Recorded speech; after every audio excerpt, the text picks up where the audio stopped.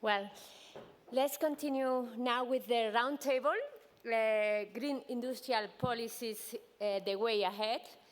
I would like to kindly ask Natalia Collado, Nick Bitsios, Federico Steinberg, Mark Van Stiphout, Michal Meidan, and Cecilia Malmström to take seat at the stage. Before giving the floor to the moderator, Natalia, I would like to kindly inform you that at the end of this session, there will be the possibility of sending questions to the speakers through the application Slido that I hope you see soon at the screen with the link and the password. If you prefer, you can also do the question with papers. Just ask the hostess that will be around while our speakers are taking the photos. I'm going to introduce briefly Natalia Collado. Natalia is research economist at the Center of Economic Policies of the Business School ESADE. She holds a master's degree in industrial economics and markets from the Carlos III University of Madrid, and is specialized in quantitative economic analysis, regulation, and competition policies. She's especially focused on the energy sector, transport, and telecommunications. Thank you very much to all of you, especially Natalia, that is sure is going to be very good moderator. Just to remember you, you have 1 hour and a half, and I'll leave you with them.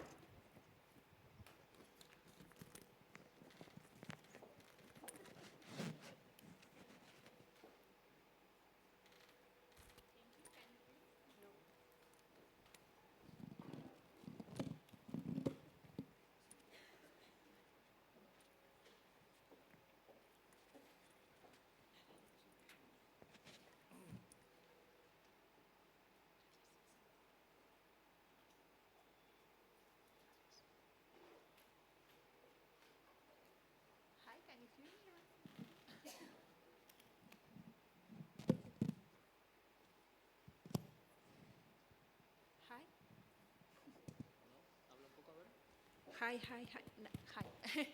Thank you so much, Anna, for your kind words and for such a warming welcome. It's a pleasure for me to moderate this roundtable. And please let me find my notes, because with the microphone in, I lost them. But things that happen, right? So just give me 1 second, and I'm sure I'll find it.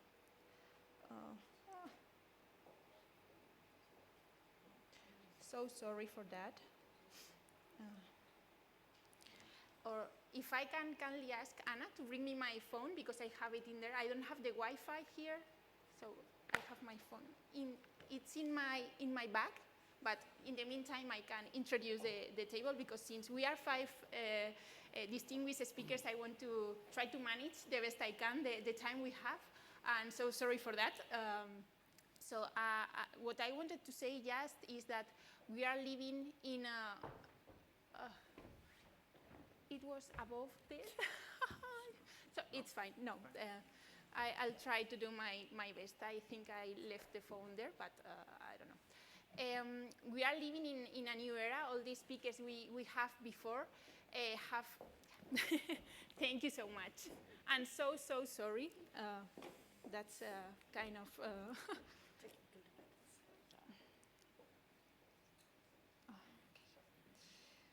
Okay, here we go.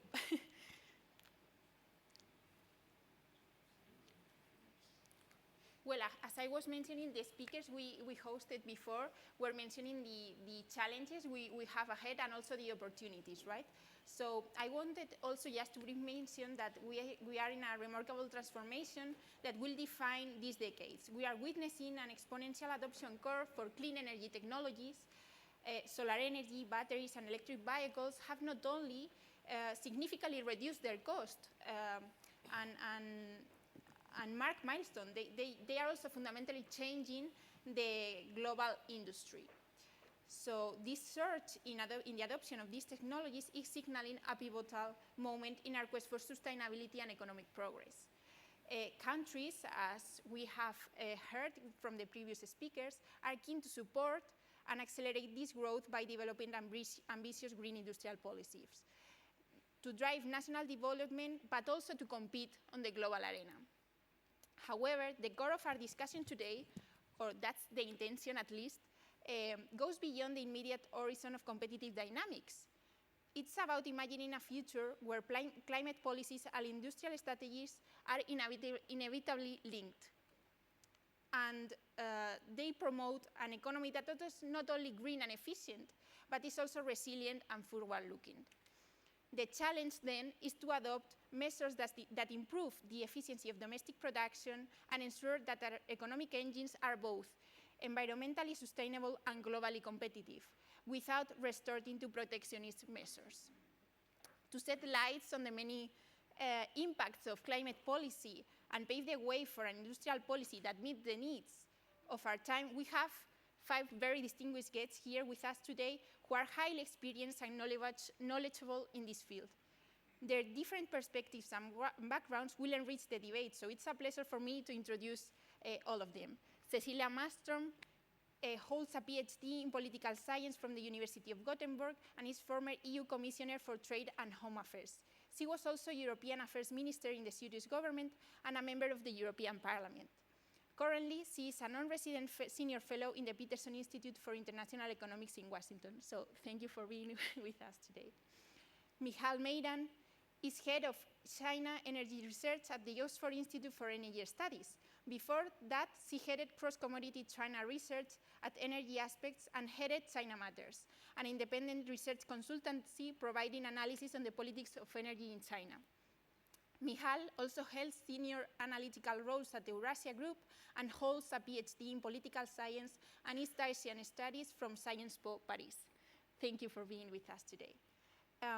Federico Steinberg is a senior analyst at the ELCANO Royal Institute, a visiting fellow center for Strategic and International Studies in Washington, and a professor at Madrid's Universidad Autónoma.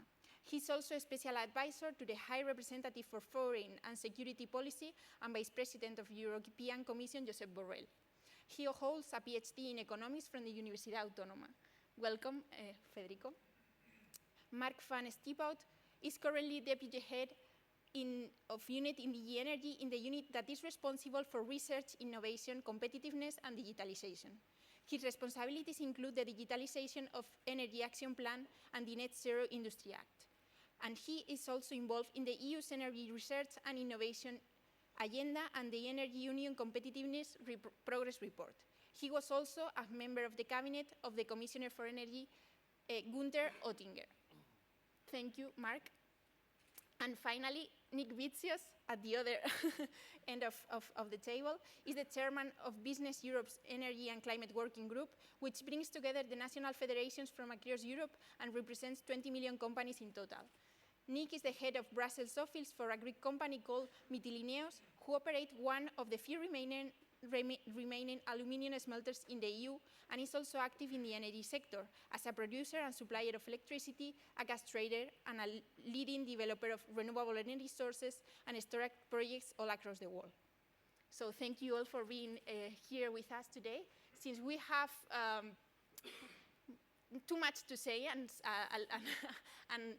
we are short of time, we are going to have a first round of interventions from each speaker that I think will help us develop a comprehensive overview of the topic and before engaging in a discussion. So I was going to leave the floor to Cecilia if she wants to start with her intervention. Thank you very much, Natalia. Good morning, ladies and gentlemen. It's a true honor to be here today with this distinguished panel and such an important topic, or so many important topics, because they're all interlinked.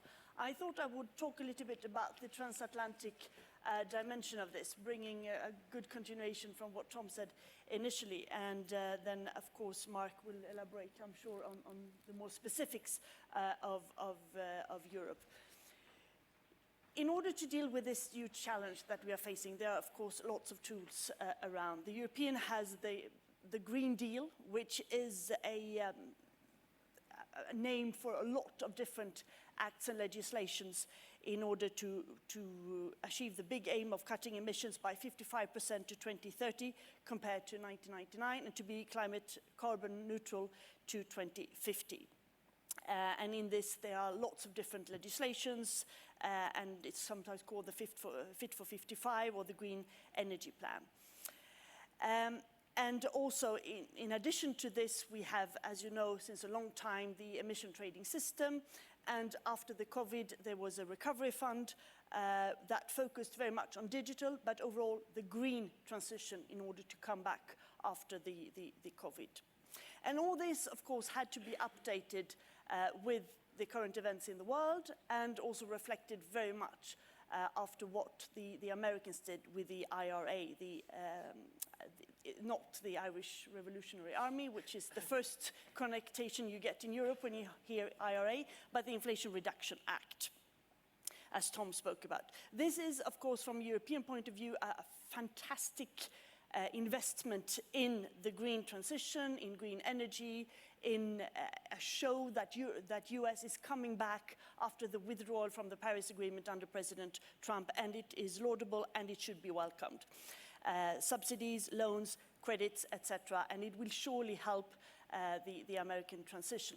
But it is discriminatory. From a European point of view, and not only the Europeans complaining, it is not WTO compliant, because it focuses on local content, and it also risks, and we've already seen that, it is a little bit too early to evaluate the full impact of this, but a wave of subsidies globally to try to respond to this.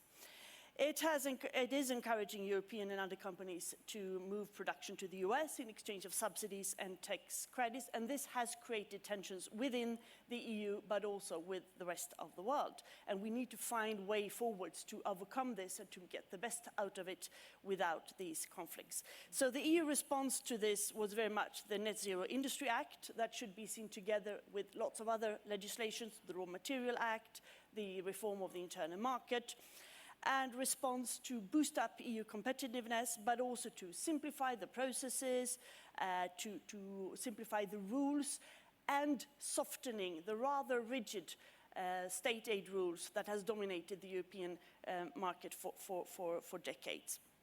And we have seen this happening now, but this also creates tension within the internal market, because some countries with big pockets can afford state subsidies, while others will have more difficulties. And already today, France and Germany are around 70% of all the state aids that are accepted by the European Commission. But the focus is to accelerate carbon capture technology, skills, a joint hydro bank, exchange of information, best practices, etc.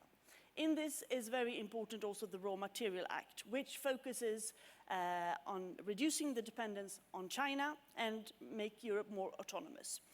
There are goals, which in my view are not very realistic, but still it's always good to have goals on getting more extraction, processing and recycling that should increase in Europe. We have quite a lot of rare earth in Europe, but they're not very accessible, so this will take time. In addition, as I mentioned, there's the reform of the internal market, and also we have entered into force the 1st of October, the CBAM, the Carbon Border Adjustment Mechanism, that entered into its first phase the 1st of October, which will oblige a reporting, a gradual entry into force, and a reporting of the carbon leakage or the carbon emissions of a few sensitive products. The US and many others do not like this, But I think it is important, even if you can discuss the details of the CBAM mechanism, and it will have to be adjusted slightly as it gets fully implemented. But the EU is the first mover here, and we see that countries all over the world are now trying to find ways to price carbon in different ways, which is one of the most important tools that we have. So what has the EU and the US done in this? Well, mainly two things. First, we have an attempt to agree on an EU-US trade agreement on minerals, which is not really a trade agreement, but it is an agreement to, in the future, when there are minerals to trade, there will be no export restrictions, and to facilitate also the sale of recycled batteries, etc. Because there is a provision in the IRA that in order to get tax credits, you need to have an FTA, a free trade agreement, or to be a partner. Batteries need to be made with a certain percentage of critical minerals processed in the US or in a partner country. So the EU and the US are negotiating since March a kind of agreement here, which would also be focused on working globally on recycling and on finding joint ways of investing in third countries and to reduce the dependence on China. Japan already has an agreement with the US on this, which is sort of the template, and other countries are also approaching Indonesia and others to see how this goes. It should be quite simple to do this, but there has been complications on labor rights in third countries, etc. The other part is the GASA, another of these acronyms, which is an agreement, it's not an agreement, but it's an attempt to find an agreement to move forward on the tariffs on steel and aluminium under the Section 301 that President Trump imposed on Europe and other allies in 2017 for national security reasons. And the EU, and I had the privileged or the unfortunate position, depending on how you define it, to be commissioner on that time, we imposed countermeasures on goods worth $3.6 million. When Biden came into office, there was a suspension on this, but introduction of quotas on steel and an agreement to try to work together to find an agreement on sustainable steel, putting tariffs on steels and aluminium that come from dirty production in non-market economies. This has been negotiated for a while. The deadlines have been postponed, and there's a new deadline at the end of the year. This is complicated because the US wants the EU to agree on non-WTO compliant measures on China, and the quotas will still remain for the EU. So first of all, these tariffs were illegal in WTO context, but they will still remain as quotas. So negotiations are continuing, but this is complex, and the US tends to see this as an alternative to CBAM as well. And now the Senate just promoted a bill to punish countries who are not doing carbon clean policies with China. So what should the EU do on this? And I'll wrap up, sorry, Natalia. Well, must work with partners to try to find out what is a good subsidy. As we said this morning, there are ways, or there are times when the market do not fulfill all that we want to achieve. So subsidies could be a good thing, but we need to make sure that they don't do harm to others. And today we see a race here which can increase fragmentation of the world, actually. So, and the EU should not introduce massive subsidies like the US, but rather investment in general in innovation and research. We have seen that in the past that it works much better. There's a lot to do in beefing up the internal market. A carbon club has been discussed. There are lots of, and we can come back to that in the discussion, there are lots of actors discussing different ways how a carbon club could work. I think the EU is preparing to propose a global partnership at the COP28 to work on minerals. There is, of course, a joint interest for a green production and to reduce dependence on China.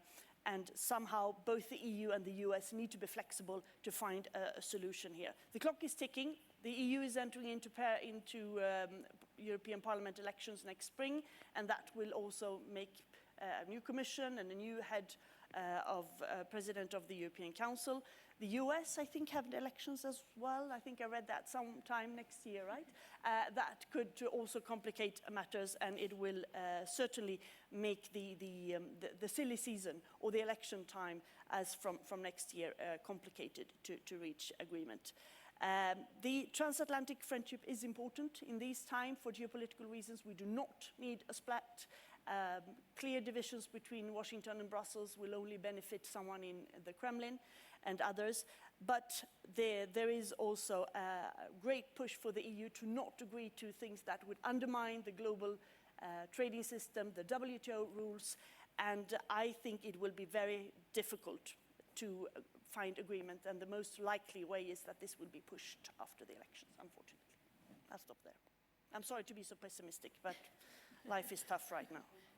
Thank you so much, Cecilia. I think it was a great first view of what we have in our hands today, and I hope during the dialogue part we go into more detail in this question. You have mentioned the US, EU, and briefly China, and taking that note, I want to give the floor to Michal so she could enlighten us with their policies.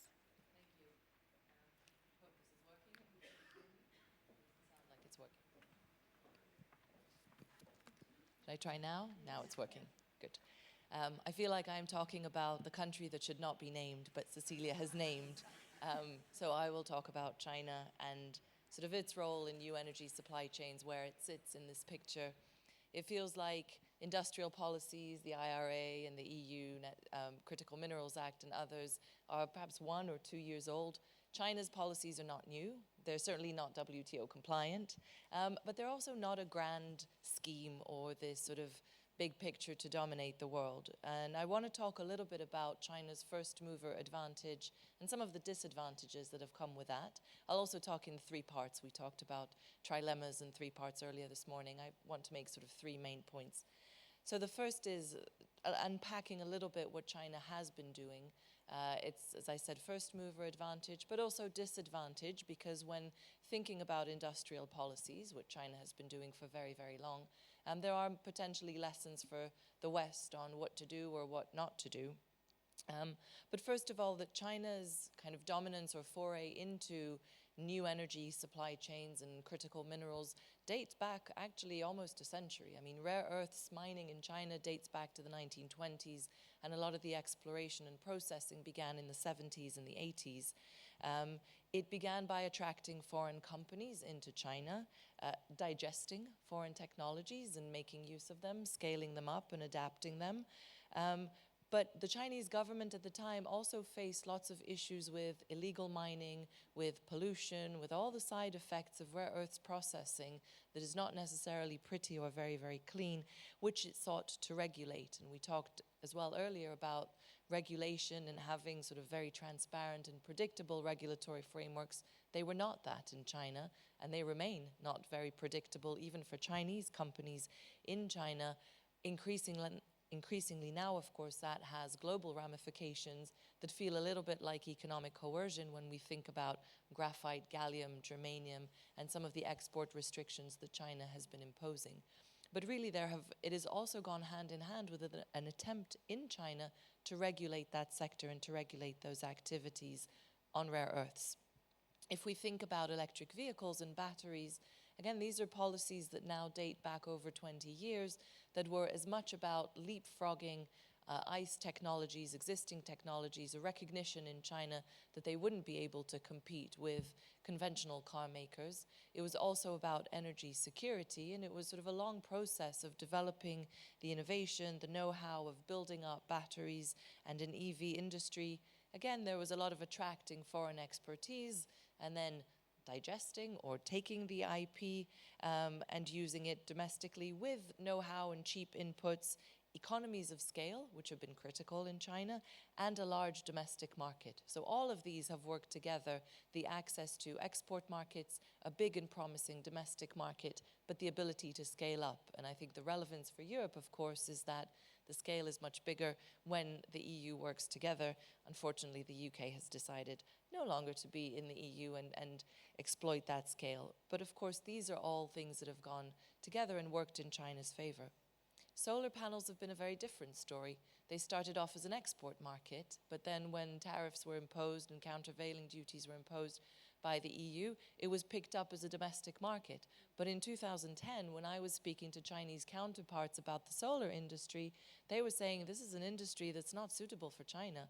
We can't really adapt and deploy solar in China. And of course, 10, 13 years later, they have the biggest solar deployment sort of globally.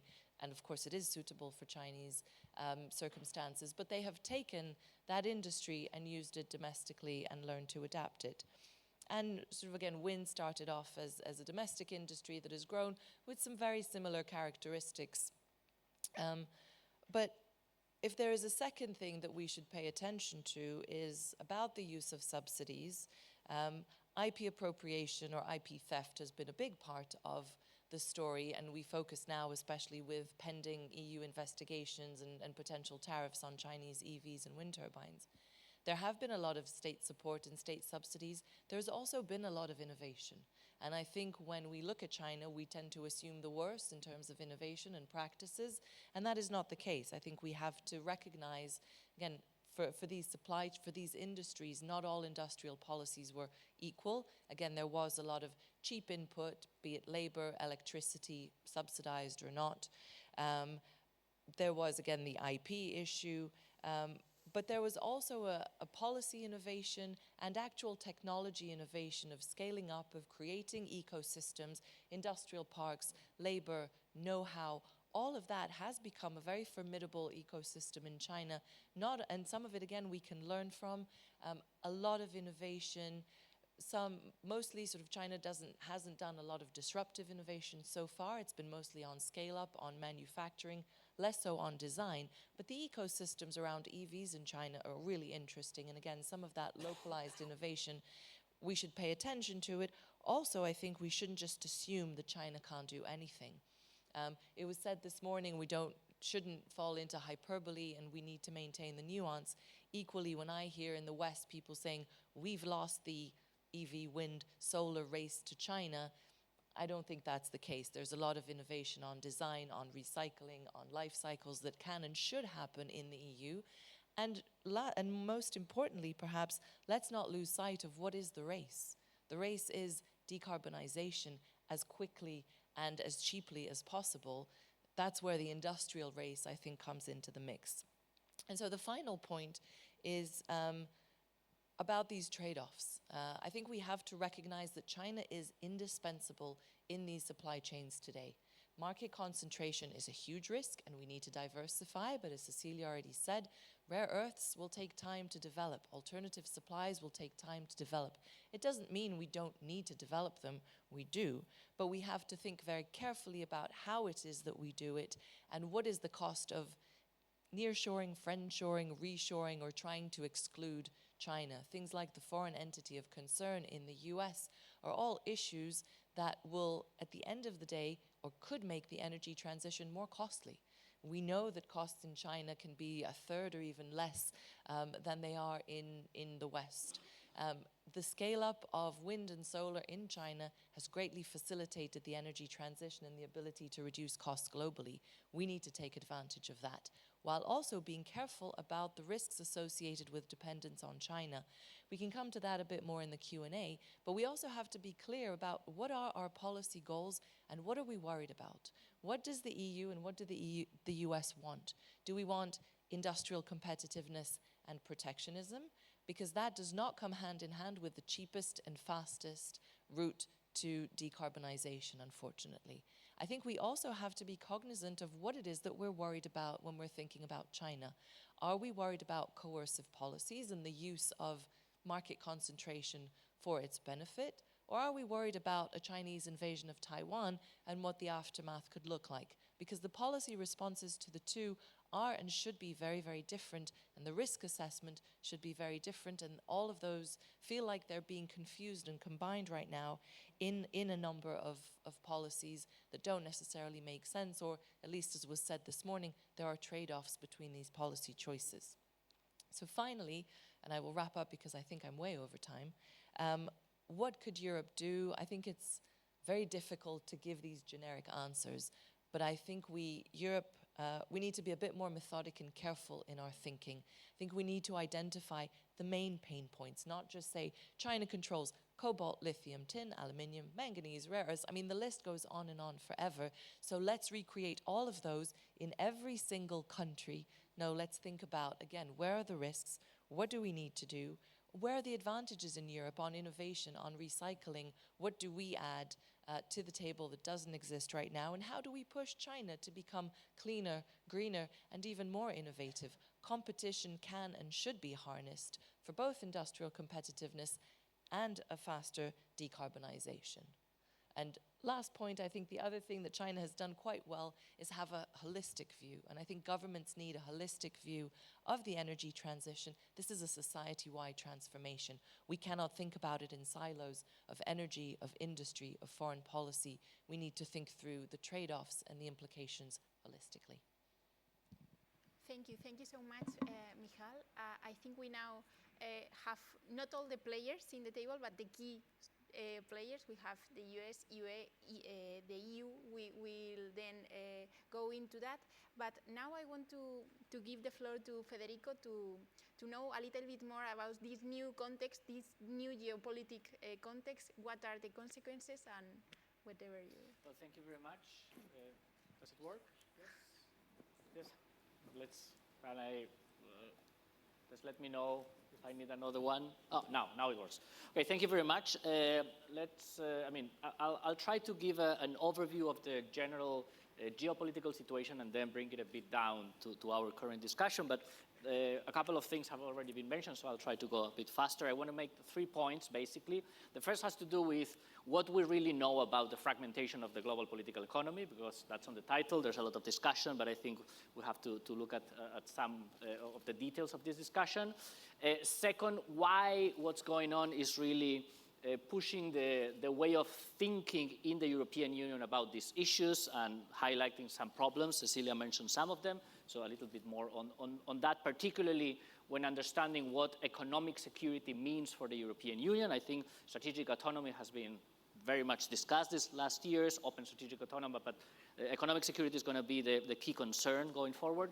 And third, some hypothesis of what the EU would do in the next years, which is similar to what you just mentioned. So first, on the global political economy situation, my impression is that when we look in 2050 back to history, historians will say that around this year or this decade, there was this shift in the global political economy from this world of trust in interdependence, neoliberal hegemonic ideas, et cetera, globalization, towards something which is going to be a bit different. I wouldn't call it deglobalization. I think that's not where we're going, but a different moment in which the balance between regulation and the market is going to be changed towards more intervention. And this is something that originates in the world of ideas, takes some time to get to policies, and takes some time to get into the data. So basically, with the global financial crisis, the Trump trade wars, COVID, the Russian invasion of Ukraine, etc., all these geopolitical events and the rise of tension between the West and the rest, or China, US, we can talk about this in more detail. What we're seeing is that, particularly in the United States, there's been a radical change in dominant ideas about what the US should do in economic policy, and this is quite structural. It was more violent with Trump. It could be more violent again if Trump wins in 24, and that's a very, very important element for EU policies going down the road, and we'll probably discuss a bit more. Cecilia already mentioned it. But basically, this prominence of industrial policy, subsidies, protectionism, neglect of international agreements, WTO and others, is very entrenched in US thinking, I think particularly on China. We have a number of initiatives like the discussions on export controls, or the real export controls, also the outbound investment screening. The Biden administration is really seriously thinking, or has really thought and imposed some criteria on who can and cannot invest in China, and this is about private companies in the US. So this is really a level of interference that is, I think, unseen. Also, we had regulations on artificial intelligence. So in general, the mood is changing, and this is also arriving to Europe. Normally, these big changes in ideas tend to start more in the US and then be transferred to the rest of the world. And in Europe, we are already there. But in practice, we've seen these new policies. But if we look at the data, the peak of globalization was probably around 2007 for goods as an exports to GDP. Then it kind of stabilized, and then it went up and down a bit. But that's perfectly compatible with a lot of dynamism and growth in trade in services, particularly those associated with technology and digital services. And at the same time, less dynamism or even deglobalization in some elements that have to do with manufacturing trade. And that is also compatible with new trade agreements. And here the European Union is pushing for, being able to increase economic security through more diversification. Someone said this morning that having one supplier is very risky. The EU is really in opposition to the US trying to do more trade deals to actually increase trade with the like-minded countries, the ones that can be trustable sources, whereas in the US the discussion is we're not going to do trade agreements full stop. I mean, maybe they will do something very small with the UK at some point. Unlikely, I think, and maybe they do something with Taiwan, which is that has nothing to do with trade and everything to do with geopolitics, right? So in a way, I think we're looking at a world in which companies will have to readapt a bit to this new scenario, and in which you are not going to be able to trust global multilateral rules probably anymore, and this is very unfortunate. Cecilia and me, and I guess most of us really like the WTO, but we have to be realistic there. Of course, in the energy sector, we know that energy is too special, and it always has had a different kind of regulation, more intervention at some point, but also within the global trading system, different rules. So again, here are important elements to reconsider. But I think we're moving more and more into a world of a bigger role of the state, more regulation in general, and more risk. Now, the European Union in this context is not very well equipped, and I would say for mainly two reasons. One is, I would say, ideological. Europe has embraced and was born as a project with a DNA of free trading and against, nationalism and imperialism, and we have both nationalism and neo-imperialism back in the global geopolitical agenda, and therefore we have to, change the chip, as we say in Spanish sometimes, change the mentality, and then there are institutional problems for something which is not the United States of Europe or a full fiscal union, Cecilia mentioned some of them, to respond not in terms of the amounts of money on the table. If we look and compare the IRA with all the initiatives in Europe, Bruegel has a great paper here, more or less is the same amount, even though it's true that the IRA is not capped, so it might be, as we heard from Tom this morning, spends more money. It's more about the speed of implementation, the tax credit, the flexibility, and also the fact that the EU is about the rule of law, and we have to be agreeing on every step in order to facilitate and implement and speed up the process, and this is being complicated. And another element is that we lack an internal market that is particularly integrated in services. We've been discussing this for decades, but still here. And when we talk about geopolitical rivalry and we compare the European market with the US or with China or with India, we have to still work on the Dolores project 3.0, 4.0. Mario Draghi is preparing a report on this. Enrico Letta, another one. So let's hope the Italians save the day for the European internal market. Let's see what happens. But more importantly, I think there's an opportunity for the European Union in terms of thinking about economic security. And here, trade-offs are very important, but you mentioned basically what I was going to say. If we really want to go fast and Chinese EVs are cheaper, what do we do, right? Do we put tariffs on them as the Commission started the investigation or not? And if we do that, is that WTO compatible or not? Of course it's not, so it opens up a problem if we want to renegotiate a new WTO system. So again, these are going to be problematic, but overall I think there's an opportunity in the European Union because of this context of discussing a deepness of the fiscal union, which is something that is what we need. We need European money for European public goods, and the energy transition is clearly one of these necessary European public goods. Probably another one is going to be the reconstruction of Ukraine.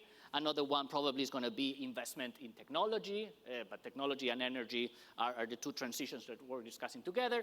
And here, probably with the reform of the fiscal rules at the European level, but more importantly, with the discussion and the lessons of Next Generation EU, there might be a window of opportunity for joint financing at the European level. So the European Union issues debt as the EU to finance some project at the EU level. Then we have to discuss what we do. And this eliminates the problem of Germany or France having more money than other member states for subsidies. Here, I think it's important to be clear that state aid rules can be rethink, can be discussed, but we should keep them there and be careful about a level playing field within the internal market. So to conclude, probably I would say in the EU, we're going to see some new developments in the next years.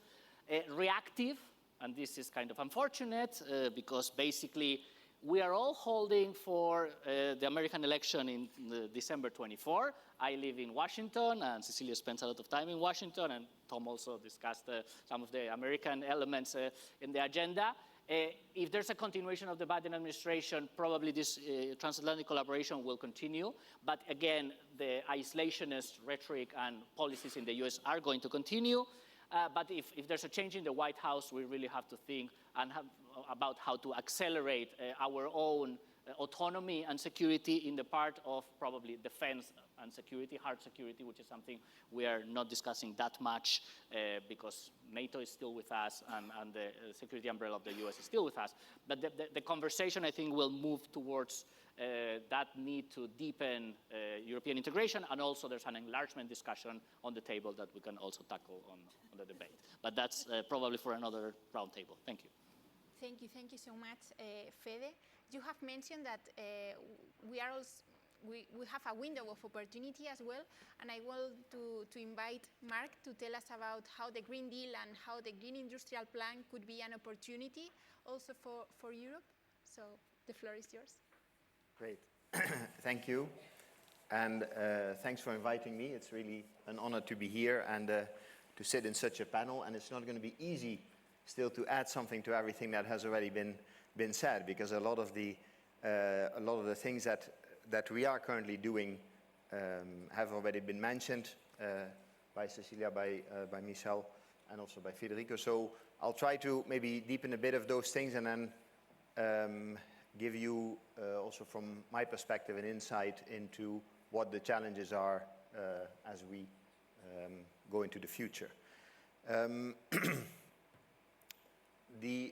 think if we talk about the challenges for, let's say, the industry in Europe and how do we combine across this trilemma of competitiveness and affordability, sustainability and security of supply, how do we make sure that the Green Deal is also a strategy for growth and jobs in Europe, which it is, then I would like to start with elaborating a little bit on the Green Deal Industrial Plan that the Commission published at the beginning of this year.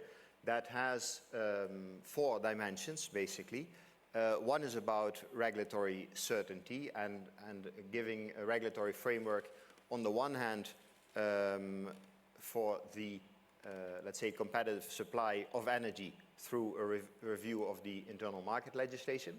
So that's going on as we speak, and we hope that we can still reach an agreement on that targeted reform before the end of the year. It is also about creating more certainty for investments in manufacturing in Europe, and also in supply of critical raw materials. So we have the Critical Raw Materials Act and the Net Zero Industry Act.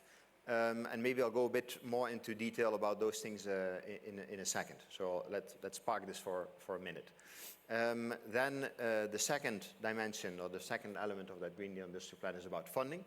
And so on the one hand, we have the temporary crisis and transition framework, so loosening the state aid rules for a temporary time, in particular also for projects that risk moving elsewhere if they would not benefit from state aid. So this is really also in response to the IRA to make sure that we in Europe can support industries to make sure that they invest here when they are in a specific sectors, that is clean tech, so solar panels, wind, heat pumps, electrolyzers, and batteries.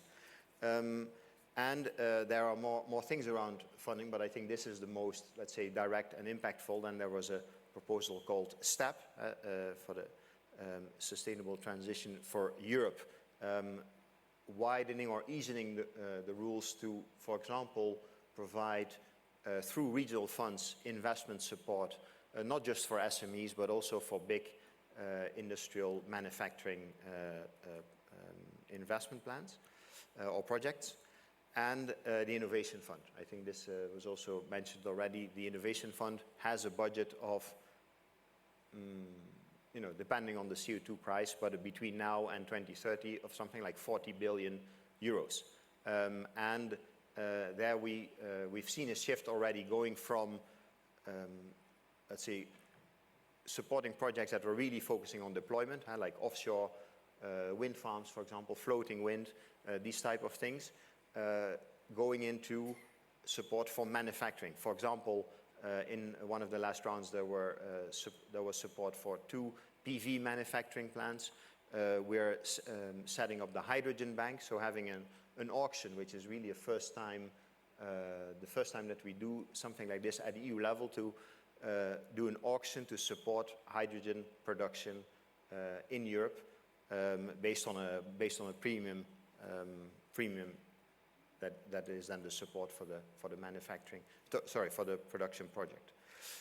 So that is around funding. So a lot is happening there, and then 2 other dimensions: skills.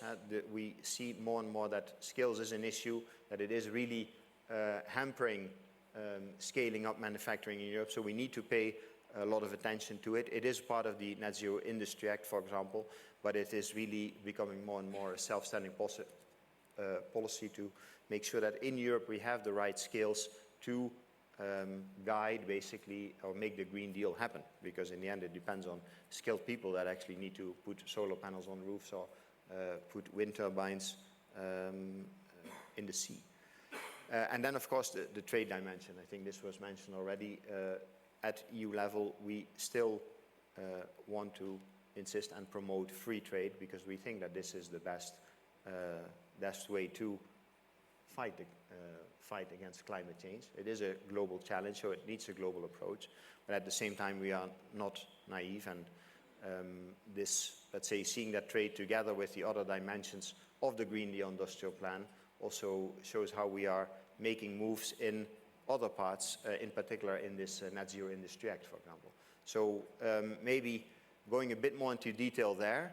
And so one of the core elements there is faster permitting for investments in manufacturing in strategic net zero technologies. We're currently in the Council and in the Parliament discussing that legislation.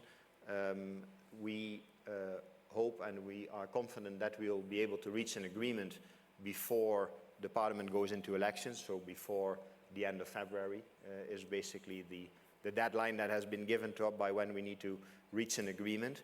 And there are a few things that are quite heavily discussed, but I think it is fair to say that the ambition in terms of permitting, giving faster permitting for manufacturing projects, is not really one of them. So we put there, for strategic net zero technologies, basically an obligation on the administrations to give such projects a permit within a year, and then it can even be faster depending on the size. And this is quite generally agreed. So we don't see this as something that is very heavily discussed. And I think that's already a serious achievement that will really make a difference in getting these manufacturing projects off the ground in Europe. Things that are more discussed is what do we actually then consider strategic net zero technologies? And there is and also net zero technologies in general. What are the type of things that we actually want to promote with this Net Zero Industry Act?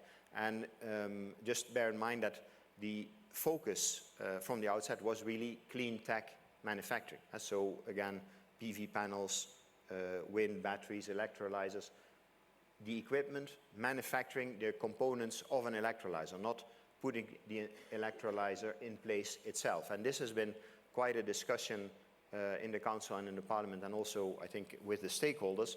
How far do we actually want to go with this Net Zero Industry Act? And I think there is a legitimate question when companies ask, okay, but why is this only for manufacturing and not for the actual production of hydrogen, for example? Or why is this only for manufacturing heat pumps and not for producing e-fuels or sustainable aviation fuels?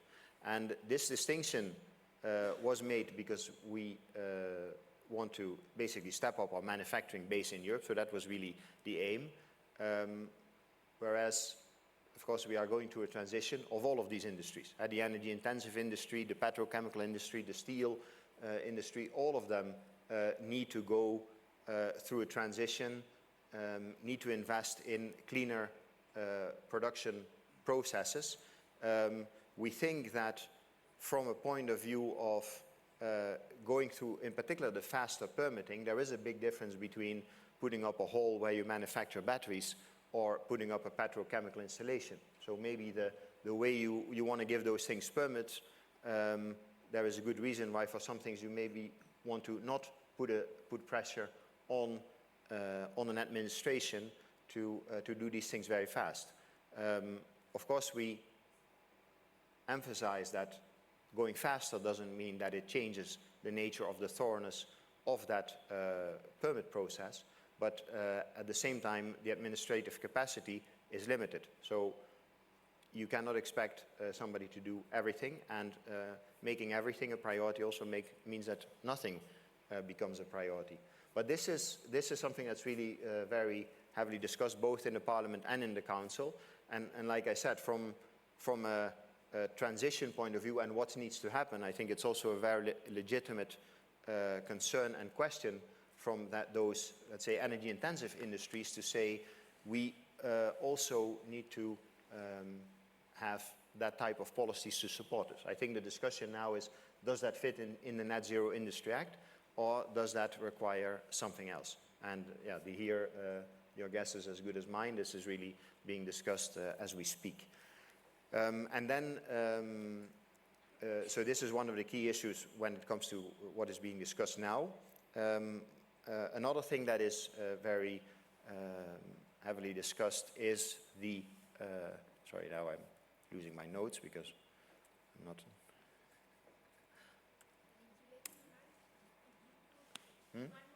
Yeah. No, so one other thing that's heavily discussed is the provisions on the chapter that's called access to markets. So that is about how can we include quality criteria in auctions for renewables or in public procurement procedures, so that we actually reward higher quality products, which of course we then assume come from Europe because we are good at producing high quality products.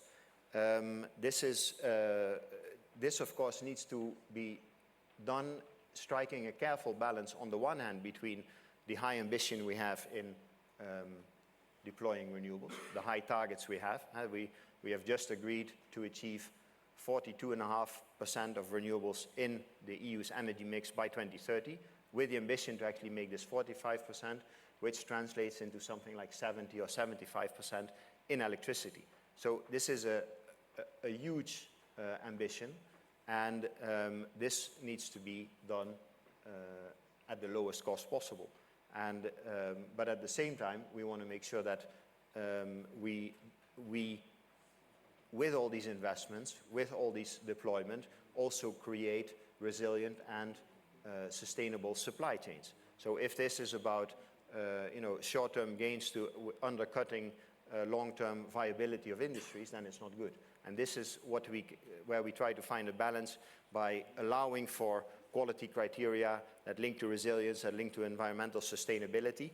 And this is, of course, very much discussed at the moment because many countries have different views on what actually that balance is between fast deployment of renewables on the one hand and promoting resilient industries and supply chains for these technologies. So this is, in a nutshell, a bit what's happening at the moment.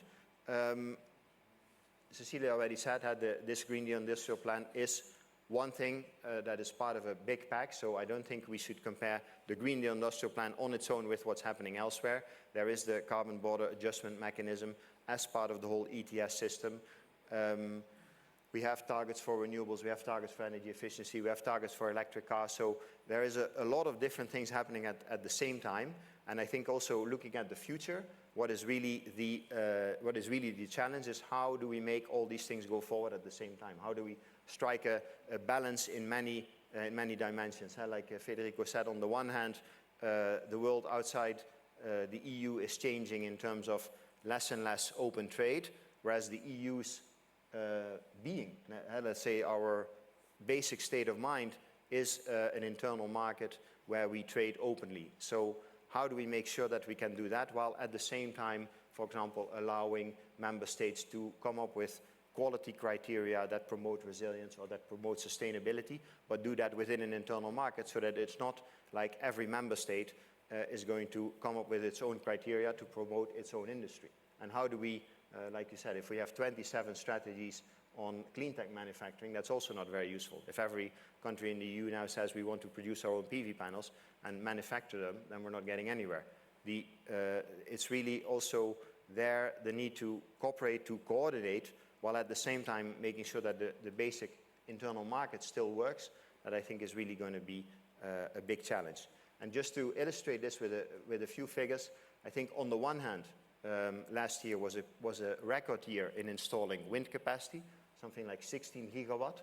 It was a record year in installing PV panels, 42 gigawatt peak of an overall of something like 210 that we now have accumulated in Europe. But at the same time, all of this is not enough. If we want to reach our 2030 targets, we need to have 37 gigawatts of wind per year, for example. So meeting those targets and meeting those in a way, because then we're in 2030 and then we're only at 42.5% renewable. So that's not even, we're not nearly close to our 2050 ambitions by then. So making sure that we on the one hand meet this high ambition in renewables or in just the transition of the energy system as we have set out to do, but at the same time do this in a way that gives a long-term viability to the industry, that keeps the industry in the EU competitive. This is really going to be a challenge that is going to keep us busy between now and 2030. I'm pretty sure about that. And I think we can take confidence in what we have achieved, right? If we look at where we are now in terms of the share of renewables in the system and how we were talking about this, I think in 2008, 2009, when we were talking about 20% renewables in the energy system, many people were saying, okay, but this is ludicrous. We don't have storage technologies. We will not be able to manage this. We are in 2023. We're doing perfectly fine. We're breaking records, but all these records are not enough. So I think, we find confidence in what we have achieved, but we cannot get easy because getting an agreement on all these Green Deal legislation is really just the beginning. And the challenge comes in the coming years where we really need to show to the citizens and the industry that this can be realized and achieved and implemented in a consistent way. Thank you. Thank you, Mark, and with such a comprehensive presentation that some of the questions have already been answered, I hope. And I want to welcome Nick to give us a perspective on the business sector and how all this context is affecting the industry. So. Yeah, thank you very much, Natalia. And in a lot of ways, I would say my job has been made easy for me because we've had, from my co-panelists, a fantastic overview of everything that's going on, the geopolitical situation, the US policies, the Chinese policy, and of course the European response as well. So what I will try to do is to bring everything together and discuss how the European business sector is dealing with this, what we think of the EU response so far, and then what else we would like to see as well moving forwards in order to make sure that this transition can be a success on the ground. And I think the first thing to say here is we're actually really glad to see that this discussion about green industrial policies is finally being discussed and finally being recognized. Because if we think about what the EU is trying to do with the Green Deal, it is nothing short of an industrial revolution. We are planning to completely revolutionize the way we power our entire society. We're planning to change the way that we produce the basic goods that we use in our everyday lives. And I think that this was one part that was kind of missing from the discussion that we've had in Europe over the past few years. We've had a lot of targets being set, 2030, 2050. We've had a strengthening of the ETS. We've had all sorts of reporting obligations, standards, definitions, and all of these were necessary. But we need to focus as well on the business case and bringing these investments into the market. And it wasn't yet quite clear how all these aspects came together and led to this business case to get these decarbonized low-carbon technologies into the system. And that was when the US came along with the Inflation Reduction Act. We heard a lot about it this morning from Tom, fantastic presentation.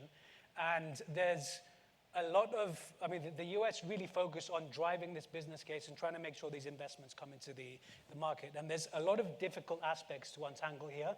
We heard from Cecilia from the trade aspect, WTO concerns, and I think there is a need for a discussion of clarifying when is a subsidy good, what we do about the increasing protectionism that we see. And I think there are definitely people on this panel who are far more qualified to talk about the trade aspects than I am. What I would like to focus on instead is the impact that this has had on investments in the USA. We've heard earlier on it had a massive effect in the space of just a year. We've seen a barrage of investments along the whole value chain, the clean tech value chain, from the raw materials right down to things like batteries and hydrogen. And we need to see if and how we can do the same thing in Europe as well.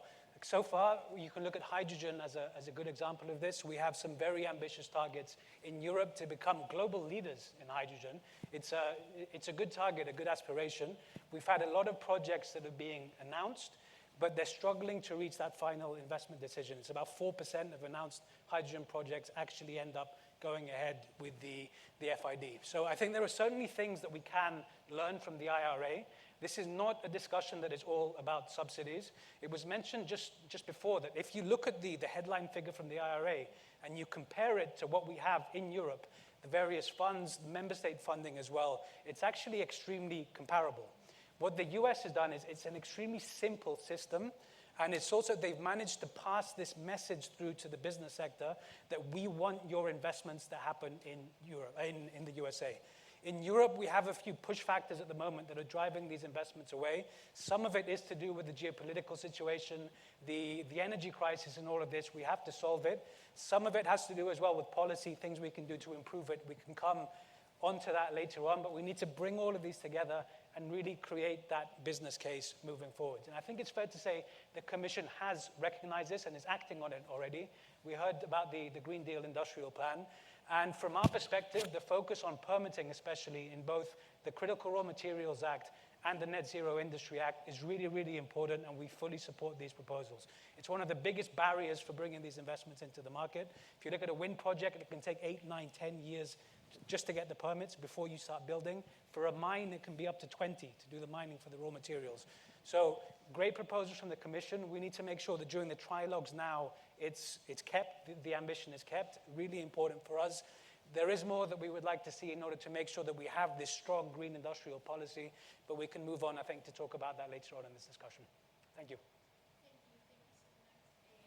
I think we have covered a lot of topics, and mainly we have been talking about the carrots in green industrial policies, subsidies, incentive, etc. And now for this more brief, interactive part of the session, I want to start focusing on CBAM, that it has been mentioning a few times during your interventions, but I want to focus on that for the questions. I'm going to ask you to be brief, please, because we have also some questions from the audience that maybe if we have time, would like to address. So in that regard, I wanted to ask you, Fede, first, is CBAM, you have kind of signaling before in your intervention, but is a signal in favor of green protectionism or a global leadership role for the EU in the fight against climate change? Well, very briefly, I think that the EU has made a big effort to try to make it WTO compatible, but nevertheless, many emerging markets are going to say it's not, and we'll have to discuss on the dispute settlement mechanism how it ends up. It's true that the EU with CBAM is signaling something that I think is important, and when you talk to the people in the US, they recognize it, which is this is the way that we should use to regulate and put a price. The Americans normally don't like taxation and pricing of emissions. They prefer subsidies. But there's an ongoing discussion in the US about how to make CBAM compatible with their initiatives, and I think this is a good news. On the other hand, I think that if the EU doesn't take the leadership on this, who will? So here I'm very much in favor of what you presented as, having the leadership role that the EU sometimes still plays on these issues. Nevertheless, I think it's going to be complicated, and we're not going to be able to have something that is a global agreement of this sort. But Cecilia probably knows also about this. Yeah, maybe we can jump into that and focus on what are the challenges and how can we make this less, let's say, conflictive. Well, the challenges are huge. I think China and India have already brought it to the WTO, and we know the skepticism from the US. And also many countries who will be affected by steel, aluminium, cement, and the others in the developing world. They would like to comply, but they can't because they don't have the infrastructure. So it's very important that the CBAM, and there are discussions with the Commission is leading with these countries to help them in that transition to invest in the infrastructure, making it possible to fulfill it. Ideally, we would have a global carbon tax. The African Union the other day called for this, for instance. I don't think that is possible, though. So we need to find a way where CBAM, as the first mover, is actually moving things a lot all over the world. There are different things popping up on emission trading systems and on carbon fees, and these initiatives from the US Senate is in that direction. So we need to find a way to sort of have a peace clause or a mutual recognition mechanism, that we don't punish countries who try to do the same thing with slightly different methods, because then we can really harm the transition. Ideally, this would be done in WTO or in OECD or G20. We could still push for that, but we need to find some mechanism of peace clause and mutual recognition. And that's the only way to avoid big trade tensions that would be harmful for the green transition. Thank you so much, Cecilia. And with that in mind, I want to ask Michal how China is going to be affected by that and how is responding to it. I mean, funnily enough, I think to a certain degree the threat of CBAM right now is more impactful for China than at least a CBAM that would be full of loopholes that the Chinese have been very good at working around and finding. Because the official response has very much been, take it to the WTO, we will not, we don't abide by all these protectionist policies. But the reality is that the CBAM was one of the issues that spurred or that sort of gave additional momentum to China's own emissions trading system. There's been a huge amount of debate within Chinese industries how to decarbonize, about green steel, chemicals, and as CBAM ratchets up, there is greater incentive to add those into China's own ETS and to find solutions with inside of China. We're still a long way off and there's still a lot to be done, but that threat has actually been very powerful and significant in moving China along the kind of decarbonization process. Thank you, Michal. And now we have the perspective from the different countries, institutions, and how it's going to affect multilateralism, for example. But I want to ask Nick, how is this new mechanism affecting companies? How are they reacting to it? And your perspective in this regard. I mean, it's a big change, and I think the background has been touched upon already, that when we introduced the ETS back in 2005, the idea was very much that it would spur similar actions in other countries and that we would soon end up with something at least resembling a global carbon price to make sure that you have that level playing field on the global level as well. 20 years later, that hasn't happened yet. I mean, we are seeing some interesting initiatives. That's positive, as was mentioned in other countries.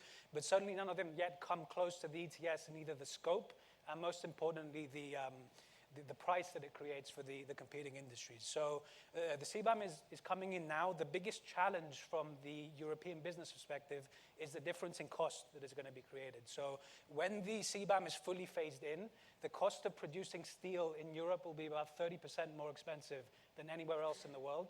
For aluminium, it will be 50%.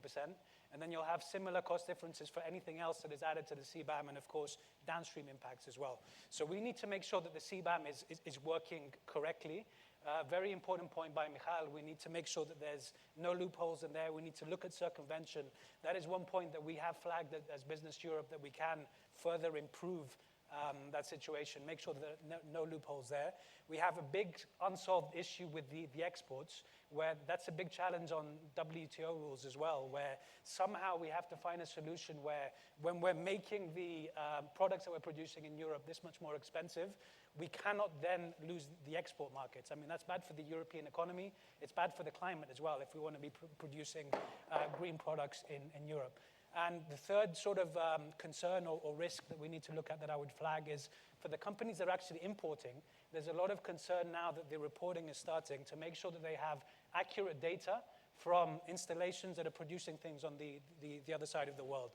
So there are a lot of uncertainties there. What we're happy with as Business Europe, something that we asked for, is that we have a trial period now over the next 2 years.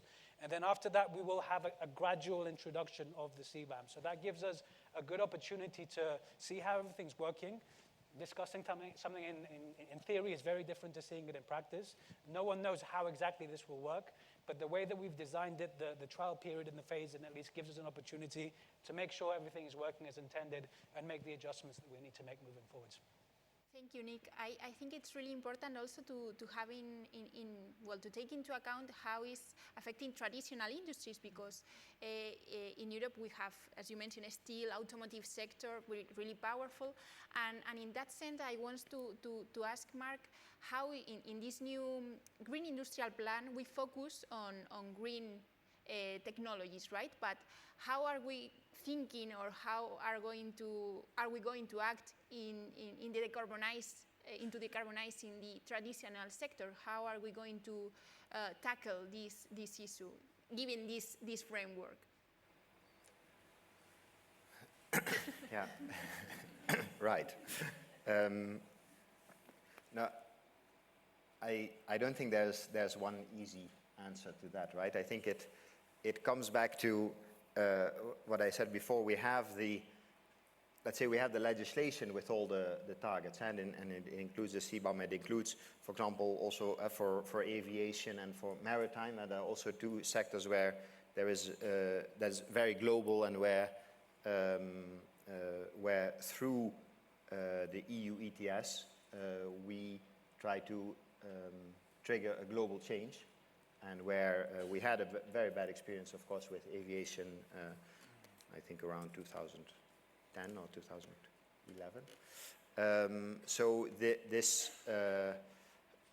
I think that we have very much learned from that in what is now at the table and what has now been agreed to really act, let's say, within the EU and look across the border of the EU at the same time. And like Nick said, look at making sure that those two go hand in hand, and that the implementation of how this is done within the EU needs to be, let's say, rock solid next to what happens internationally. But you know, what we've done is agreed on a lot of legislation, set targets, etc., create instruments, also funding instruments. But the real discussion now is, I think, how are we practically going to make that transition happen? And this is not something that you can talk about in very generic terms, right? For what is needed for petrochemicals or what is needed for wind turbine manufacturing is very, very different. And even within, let's say, that clean tech, in the Net Zero Industry Act, we put solar and wind, let's say, in the same category of strategic technology, but the starting point is extremely different.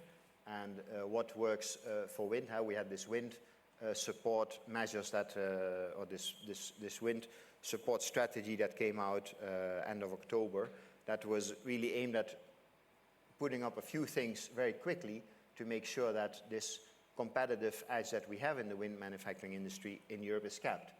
Whereas in PV, we need to take a much longer term view in terms of building up, again, a manufacturing capacity where I think, we have let's say, high-class innovation in Europe, but we don't have much of that manufacturing left. And so the starting point is very, very different. I think the same if we look into steel or petrochemicals. In some of those things, we are extremely strong in Europe. And also, let's not forget the crucial role that these sectors play in the value chain for all these clean technologies that we need. I think what we have started and what also the President announced with her State of the European Union in September is we need transition dialogues with all these key industries. We really need to, in the coming years, design sector-made policies that combine the funding instruments, the regulatory measures that look at things like permitting for specific sector, for specific issues, also along the value chain, because this is, I think, that, like I said, there is no easy answer. It's going to be something that is a high priority for the Commission in the coming years, but it's really going to depend on intense dialogues with individual sectors, I think. Thank you, Mark. I know I put you on a tough spot, but I think it was also important to at least have this on the back of our minds. I think we can now give the opportunity to the audience. I'm reading, I think, in my humble opinion, a really, really interesting question, and since it's going hand with the title of the conference, and they ask you, they don't say for who of you, but any of you jump in. Will these green industry policies in deep pocket countries hamper the opportunities of poorer countries, fragmented the world even more? Maybe I can tackle that one. I think that there's a clear disadvantage for developing countries here, because basically the EU has money, the US has money, China has money, others somehow, and the developing countries are basically struggling to convince the multilateral development banks to put the finance on the table. And this is a work in progress. I think it's very important that the European and the American and the Japanese agree on some reform of the international financial institutions to have more financing power, and that will clearly be dedicated mainly for the green transition. That's clear, but the problem is that the money is not there yet. So yes, there's a risk here. And also in combination, because I fully agree with that, but in combination with a more friendshoring policy, which is broader than what we're discussing today, of course, this risk, if it's pushed to its extreme, it really risks fragmentation. And WTO, World Bank, IMF, and lots of researchers have said that this could actually lead to a decrease of global GDP of between 5 and 7%, and even more in Africa. So there is a real danger here. We need to keep that in mind. Thank you. And the higher costs of everything, right, over the past couple of years have exacerbated social, political instability in a lot of developing countries, making them less appealing for investments. The one wrinkle in fragmentation that could actually prove positive for some developing countries is the fact that Chinese investors are facing barriers in investing into Europe and the US, so they're going to third countries. Mexico, Vietnam for access to the US, Morocco, or even sort of Eastern European countries for access into sort of the EU, or to blur the kind of Chinese origin, is actually potentially creating opportunities in third countries, and even places like sort of Indonesia, for instance, where there's a huge amount of nickel production, with countries, host countries, wanting to capture more of the value add. They're actually developing processing in Indonesia is not necessarily good. It's not necessarily green unless there's an insistence on it being green. But the fragmentation and this need, I guess, to blur the origin of the country could, if used correctly and if channeled in a constructive way, could actually offset some of that risk. Thank you, Michal. I'm reading a question for Nick. Would you say social reluctance for energy infrastructures is also conditioning investments? What can be done about it? Absolutely. I mean, when we talk about permitting, this is an umbrella term that captures a lot of different things, and this is one of them. So when you're getting your environmental permit in particular, one of the key steps is you've got to do a public consultation. And this is absolutely necessary. It's clear that these investments affect people living or working in these areas. But the fact that they can be challenged and taken to courts is adding a lot of hurdles. And we have a big trade here and a big issue that we have to solve. And I think on the one hand, the first thing we have to do is link to education, explaining to people why this is happening, why this is necessary, why these infrastructures are being built. This will become even more important in the future. We've had a lot of discussion in Brussels over the past few months about the electricity grid, where we have a 20th century electricity grid that is going to have to power now a 21st century electricity system. So that will require investments. So part of it is, speaking with the local communities, making them understand why we are doing this. And then you need, in cases where people are displaced or they have a big power line or a windmill or something near to their house, possibilities for compensation if they're losing value to their households or whatever. But it's a big collaborative effort. We need everyone pulling together in the same direction, from the business community, that would be ourselves, local communities, regulatory authorities, other stakeholders as well. Thank you, Nick. And now we have a question for Mark. You mentioned that each technology industry is different, and they ask, the audience asked if the Commission, well, you mentioned the Commission launched the European Wind Power Action Plan, and they want to know if the European Commission is planning to do this with other technologies. Sorry, what did we launch? The Wind Power Action Plan, the strategy you... Yeah. Right, in the sense that focuses very much on clean tech and not on, let's say, steel or petrochemicals. So, yeah, here I'm afraid I have to repeat what I already said. I think what the President announced is that we're going to have these transition dialogues. We had one on hydrogen, there's one on the energy-intensive industries. So I think we don't have an immediate plan to launch a similar initiative for the things now, but it is something that's very high on the priority in terms of how can we act on that, like we see it also in the Net Zero Industry Act, where there is a request to include a lot of other different industries who feel that they have not been included and they should be, to be included there. And I think we need to see a bit what the response will be of the co-legislators to that request. But let's say no matter what the answer is, it's not going to be the final solution or the final answer in any way. So I think that, looking a bit ahead in the future and speculating a bit about what my job will be in, let's say, a year from now, I think that's going to be that's going to be one of the priorities.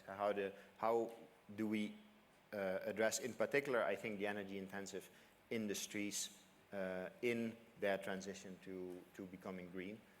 Because I think there we have, let's say, we have said different things, but it's not sufficient an answer yet.